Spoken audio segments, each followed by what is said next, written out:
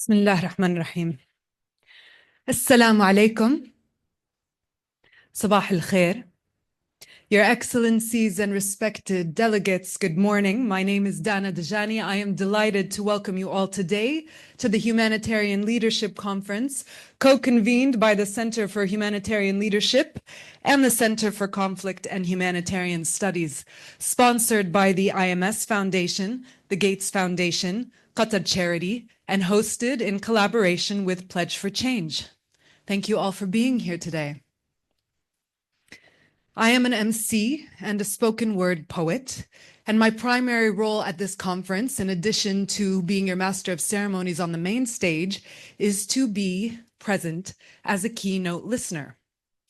As I did in a previous iteration of this conference in 2021, my role as keynote listener was to attend the speeches, keynotes, panels, and workshops throughout the two-day conference, and to serve as a sort of creative scribe, to summarize and synthesize everything that I hear in the next 2 days by all of you, and to reflect them back to you all at the end of the conference through poetry. I will also be sharing some of my original spoken word pieces throughout the event to help us move between the right and left hemispheres of the brain and from the head to the heart. I'd like to start us off with a brief land acknowledgement. Here in Doha, Qatar, we do not live on stolen land. And so I will take this opportunity not only to pay respect to the generations of leadership which have nurtured Qatari society, welcoming individuals from the furthest reaches of the globe to contribute to this great country, but also to give thanks to the land and sea. As a Palestinian, I do come from occupied land. And I have immense gratitude for Qatar and those of this land who hold space, the space of mediation, creating a common ground, an inclusive meeting place. Our intentions while here are to nurture visions for the future and connections which may positively impact the communities which we serve, which we are a part of, and the whole world. And for that we say, Alhamdulillah. With gratitude for all those who have walked our lands, worked our lands, built our lands. With gratitude for our ancestors who planted a seed, grew a lineage that led us here. With gratitude for all the hands helping, guiding, opened hands to welcome and receive, to give and show up with care.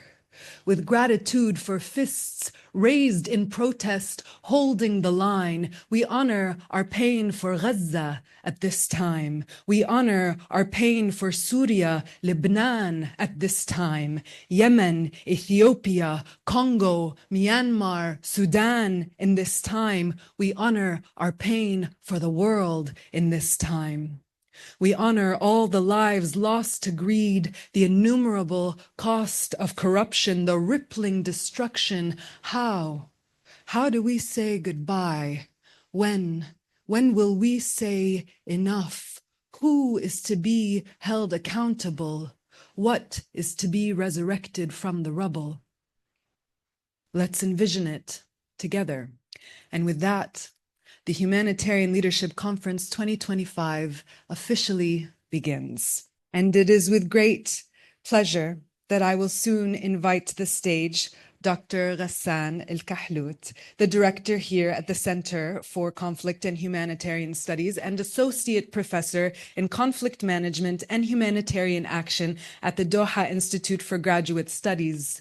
With a PhD in post-war reconstruction and development studies from University of York, Dr. Ghassan Elkahlout has gone on to lead a distinguished and varied career as a humanitarian professional, working with the United Nations, the International Federation of the Red Crescent Defense Societies and Islamic Relief worldwide, and has served as a member of a wide range of emergency humanitarian response teams from around the world. He is also a celebrated author, and his research on humanitarian action and post-conflict recovery in conflict-affected contexts has appeared in many prestigious publications. His book, Humanitarian Action, Reality and Challenges, is one of the leading books on the subject in Arabic. Please join me in welcoming Dr. Ghassan Elkahlout to the stage. Ahlan.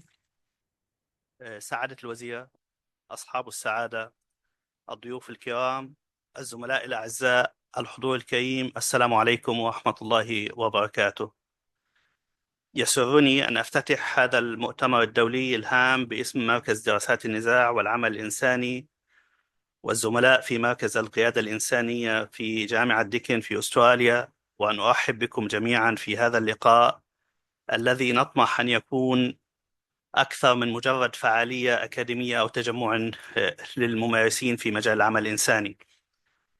إن عقد هذا المؤتمر في ظل ما يشهده العالم من أزمات مركبة ومتصاعدة هو بحد ذاته اتخاذ موقف نابع من إدراك عميق بأن العمل الإنساني في صورته التقليدية يواجه اليوم اختبارات صعبة على مستوى المفاهيم وعلى مستوى الممارسة وعلى مستوى المشروعية الأخلاقية والسياسية. بلغ الضغط على المنظومة الإنسانية الدولية حداً غير مسبوق. نواجه اليوم واقعاً تتراجع فيه الموارد وتتعقد فيه الأنظمة وتقيد فيه مساحات الحياد والاستقلال والنزاهة، بل وتستهدف فيه المنظمات والعاملون الإنسانيون بشكل ممنهج بالقتل المباشر المتعمد أو عبر القيود أو الاتهامات أو التضييق المالي والتشكيك في النوايا. وفي المقابل تتعاظم الحاجة إلى المساعدات الإنسانية ليس فقط في مناطق النزاع بل أيضا في مجتمعات الهشاشة الاقتصادية في وجه الكوارث الطبيعية المتزايدة وفي ظل آثار التغيير المناخي المتسارع. ومن هنا فإن موضوع هذا المؤتمر حول القيادة في عالم متعدد الأزمات ليست خيارا عشوائيا بل هو استجابة موضوعية لحاجة ملحة إلى إعادة تعريف من يقود وكيف ولمصلحة من. القيادة كما نراها لا ترتبط فقط بالسلطة والتمويل والتمثيل الرسمي بل نراها بالقدرة على الربط بين الأخلاق والفعالية، بين المحلي والعالمي، بين الأصوات المهمشة وصناعة القرار. ولا يمكن أن نبدأ هذا المؤتمر دون أن نستحضر بوعي وألم كبيرين المآسي الإنسانية التي يشهدها العالم عامة والمنطقة خاصة في سوريا والسودان واليمن وأفغانستان وأفريقيا ومناطق أخرى في العالم، وخاصة تلك الفاجعة الإنسانية المستمرة في قطاع غزة في فلسطين التي لا تمثل أزمة إنسانية عابرة بل صدمة كبيرة لكل من آمن بأهمية المنظومة الإنسانية وقيمها. منذ أكتوبر 23 يتعرض الشعب الفلسطيني في غزة لوضع كارثي بكل المقاييس. آلاف الشهداء غالبيتهم من النساء والأطفال، نزوح جماعي داخلي، انهيار في المنظومة الأساسية، دمار واسع في المرافق الأساسية بما في ذلك المدارس والمستشفيات والملاجئ. ليست فقط مجرد معاناة بل مذابح موثقة تجري أمام أعين العالم وسط عجز فادح للمنظومة الدولية الإنسانية وتراجع مقلق في قوة القانون الدولي الإنساني وانعدام القدرة بل الإرادة على الاطلاع بمسؤولية الحماية الإنسانية. الإشارة إلى غزة في هذا المؤتمر ليست موقفا سياسيا بل واجبا إنسانيا وأكاديميا يفرض علينا أن نعيد التفكير في أدوات مسؤولية الحماية الإنسانية ومعايير التدخل الإنساني ومفهوم القيادة الإنسانية في مواجهة المذابح الجماعية. الزملاء الأعزاء، في هذا السياق لا يمكن إغفال الدور الذي تضطرع به دولة قطر في دعم العمل الإنساني إقليما ودوليا، فقد شكلت قطر خلال العقود الماضية رافدا أساسيا للجهود الإغاثية والتنموية، كما ساهمت في بناء مساحات للحوار الإنساني والنقاش الأكاديمي حول التحديات الأخلاقية والسياسية التي تواجه العمل الإنساني، وهو يعكس التزاما بترسيخ نهج أكثر عدالة واستدامة. كمركز قطري عمل مركز دراسات النزاع والعمل الإنساني منذ تأسيسه على أن يكون جسرا بين النظرية والتطبيق، بين التحليل الأكاديمي والعمل الميداني، بين الخبرة المحلية والنقاشات العالمية، من خلال أبحاثه وبرامجه التدريبية وشراكاته المتعددة سعى المركز إلى تعزيز ثقافة النقد البناء والتفكير الاستراتيجي والحوار المتعدد الأصوات في مجالات النزاع والبناء السلامي والعمل الإنساني. في هذا الإطار يأتي تنظيم هذا المؤتمر بالتعاون الوثيق مع شركائنا في مركز القيادة الإنسانية الذين نتوجه إليهم بجزيل الشكر والتقدير على التزامهم المهني وإسهامهم الفاعل في صياغة هذا الفضاء الحواري الرفيع.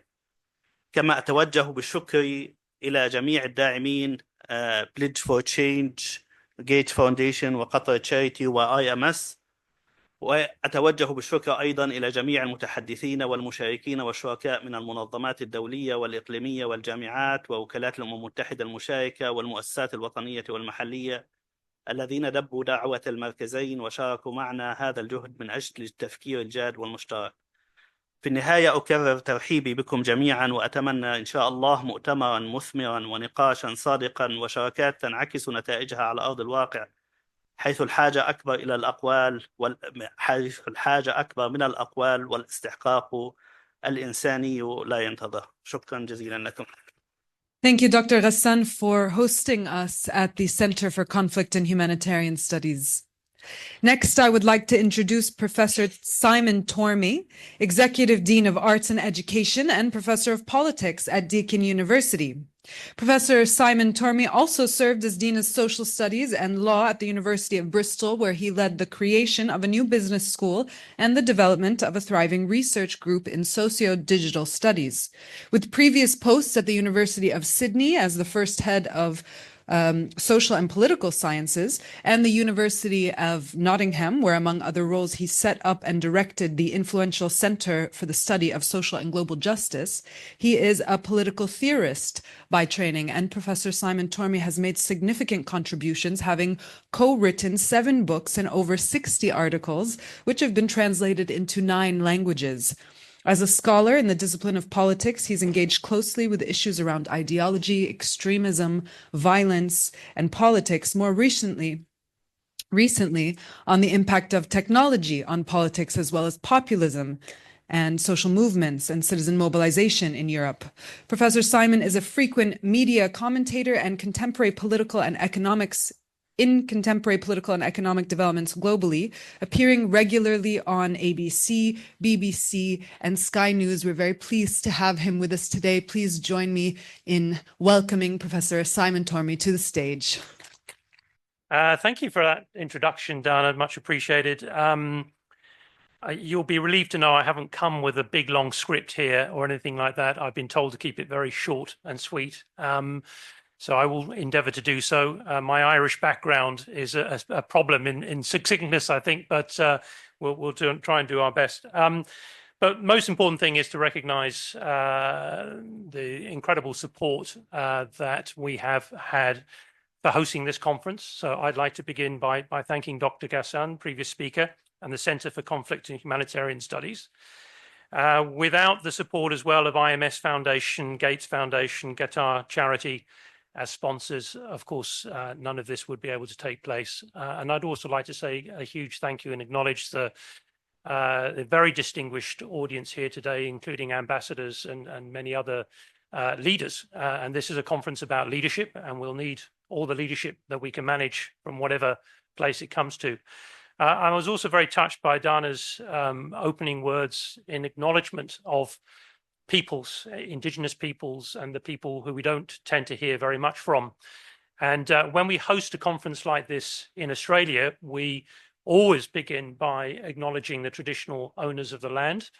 And we do that, I think, when it's done well, it's a very sobering reminder of what's at stake generally for our societies, but also for those of us who are interested in politics and humanitarian leadership, that around the world there are many struggles going on. Of course, Dana referenced one, but everywhere.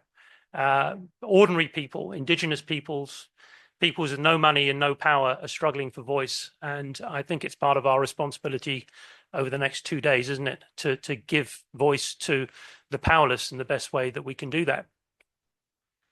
More generally, we're coming together at an extreme point in history, aren't we? Dana referenced my interest in politics, my PhD was on the Russian Revolution and its interpretations, and a famous quote which does the rounds at the moment, which I think is very apt, is one by Lenin. Decades when nothing happens, and then there are weeks when decades happen. And it feels a little bit like that at the moment, doesn't it? We kind of wake up, we switch the TV on, what has been going on in that brief moment when one was asleep in one's bed. Lenin was, of course, not only a theorist, he was a practitioner. Wherever you sit in terms of your ideological commitments, what Lenin recognized was that there are moments, and that we call them crises, where we have extreme contingency. And extreme contingency can be read in one of two ways, can't it? It can be read as a threat to the order, to our sense of what it is that we must do, our obligations, our duties to others, the mechanisms that we use, the institutions that we rely on, the countries that we rely on. But in moments of crisis, a lot of that melts away, doesn't it? And that puts me in mind of another figure from that same tradition as Lenin. Marx himself wrote brilliantly, I think, in the Communist Manifesto, a phrase which I think, again, does sum up what contingency means. All that is solid melts into air. All that is holy is profaned, and man is, with sober senses, forced to confront the true relations with his kind. That was Marx trying to grapple with the impact of capitalism and the nature of the crisis that capitalism brings to the world. Of course, there are many opportunities and there are many upsides, capitalist development and so on. But what Marx, I think, captures so well there is what we mean by crisis. And what we mean by polycrisis is an amplification of that tendency towards trying to figure something out and rely on extant institutions, figures, regimes to do so. I think we're gathering at a moment where we can't rely on some of those old nostrums, those old sources of support. We don't need to name them. Other people are going to name them, I'm sure, in the course of the conference.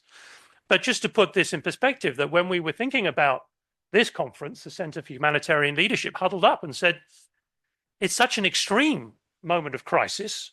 Should we just not have a conference? Should we just let it lie for a bit and see what the new landscape looks like? But then I think in a moment of extreme leadership, Mariana and her team said, well, no, this moment of crisis, a polycrisis, is a moment when leadership is required, isn't it? And that's why you're all here, because I think collectively we sense that there's a moment of crisis, which is not just risk, but also opportunity.